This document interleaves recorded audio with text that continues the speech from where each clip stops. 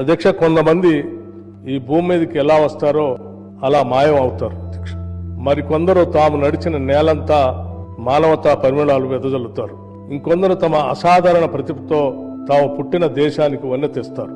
అటువంటి అరుదైన అసామాన్యమైన మహామనిషి డాక్టర్ మన్మోహన్ సింగ్ గారు.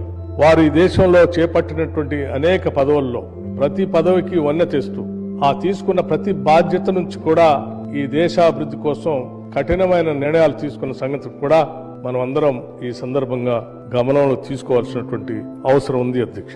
వారు సరళీకృత ఆర్థిక విధానాలతో ఈ దేశ సంక్షోభ కాలానికి ఆర్థిక సమతుల్యాన్ని పరిపుష్టి చేసి ఈ దేశం ఒక బలమైన ఆర్థిక శక్తిగా ప్రపంచ దేశాల్లో నిలబెట్టారు అని చెప్పడంలో ఎటువంటి అతిశయోక్తి లేదు అధ్యక్ష.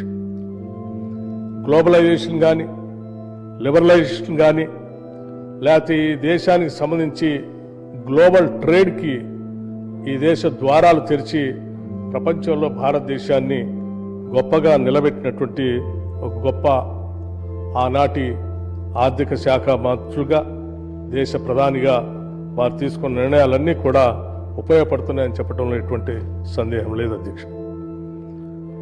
కేవలం ఈ దేశ ఆర్థిక విధానాలకు మాత్రమే సంబంధం కాకుండా ఈ దేశంలో ఉన్నటువంటి అనేక అసమానతల్ని, ఈ దేశంలో ఉన్నటువంటి సామాజిక పరిస్థితులను కూడా పూర్తిగా అవగాహన చేసుకొని వాటన్నిటికి కూడా అపారమైన సేవ చేసి చట్టాల ద్వారా ఈ దేశంలో ప్రజల్ని ధైర్యంగా నిలబెట్టినటువంటి వ్యక్తి కూడా డాక్టర్ మన్మోహన్ సింగ్ గారు అధ్యక్ష.